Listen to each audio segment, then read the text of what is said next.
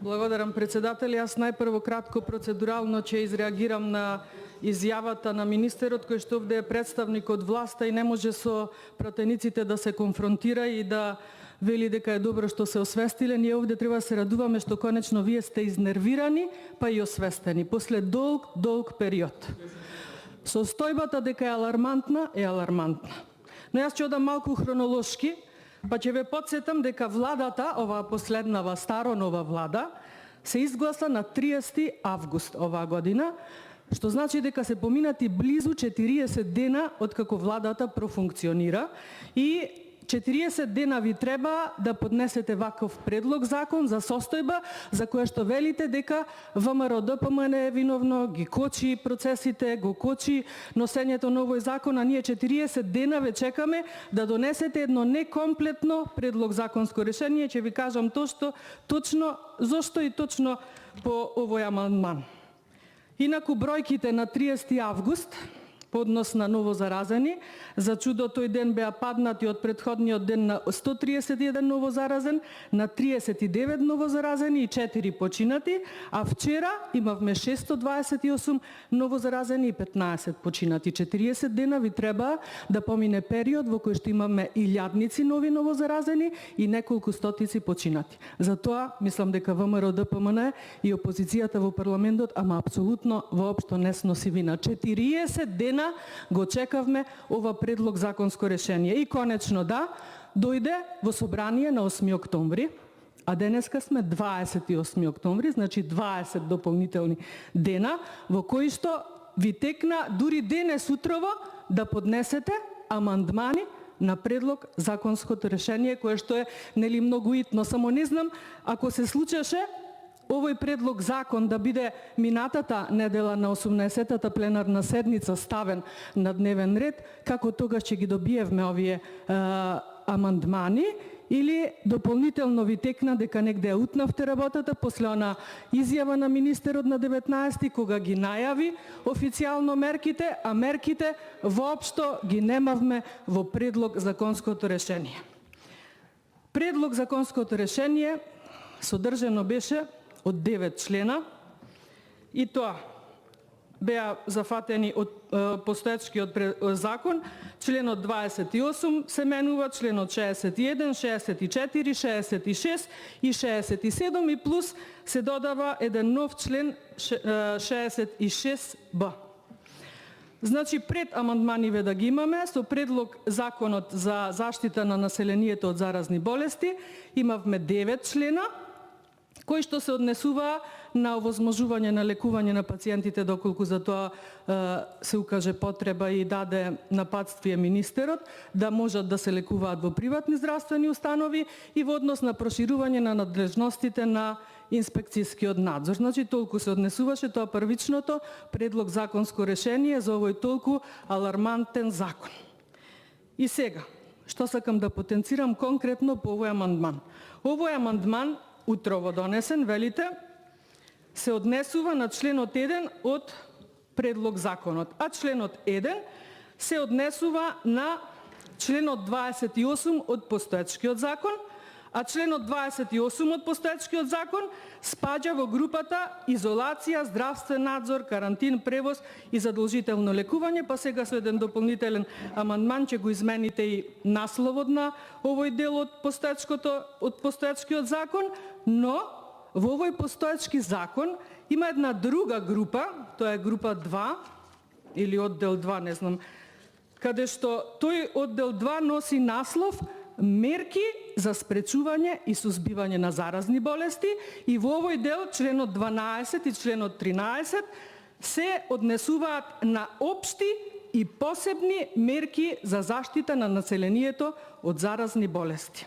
Што значи, овој амандман не треба да го ставате во оваа група, што значи дека вие сте ја промашиле комплетно темата со првичното предлог законско решение, и сега овие мерки за заштита на населението ги ставате во групата каде што тие не спаѓаат.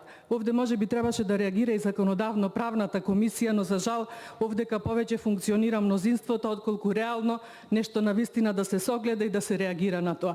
Значи, амандман давате за мерки, а го ставате во сосема друга група.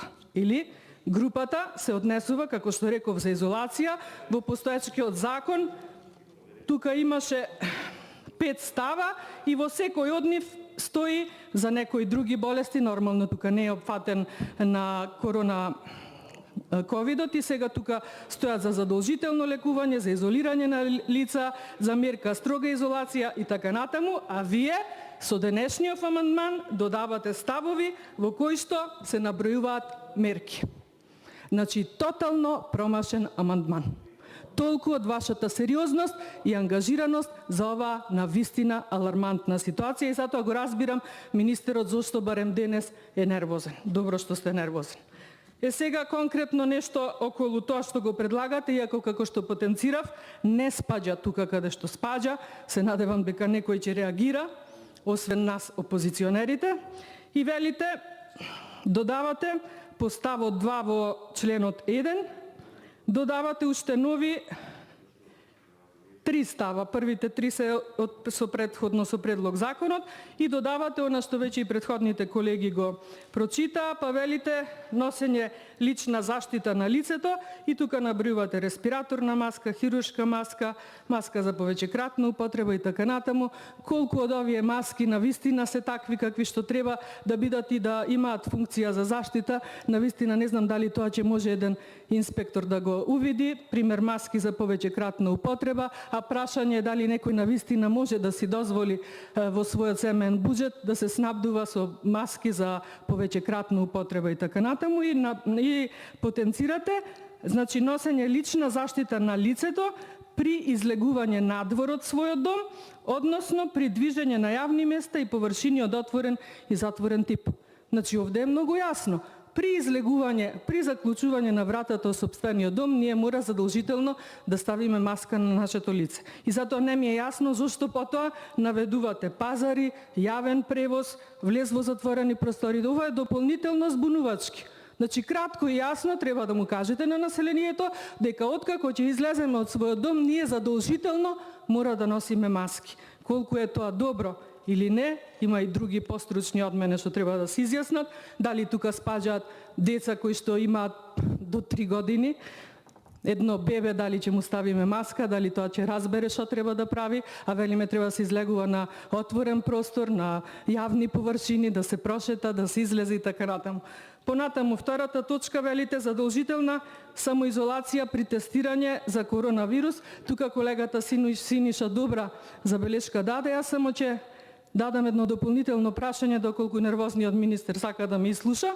И тука мислам на онаа самоизолација каде што лице кое што е тестирано и ги чека резултатите од тестот, наведува нели една група на лица од блиски контакти кои што заради тоа треба да бидат во самоизолација.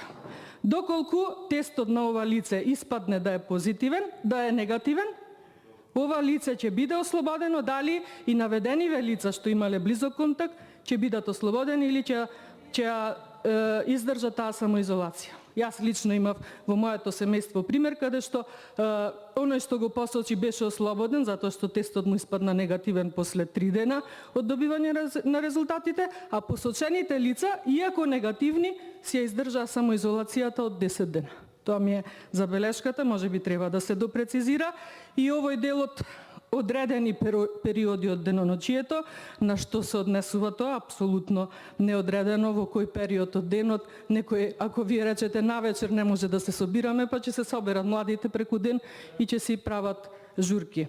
И последно петата точка, велите други мерки утврдени со закон. Ова други мерки можеме да предпоставиме што се може дополнително да се наведе и на крајот велите владата на Република Македонија на предлог на Министерството за здравство одлучува кои од мерките ќе се применуваат и така натаму. Значи овде собранието треба да го помине овој предлог закон, да ги усвои овие амандмани, а после тоа владата и Министерството се ќе си одлучуваат. Ви благодарам.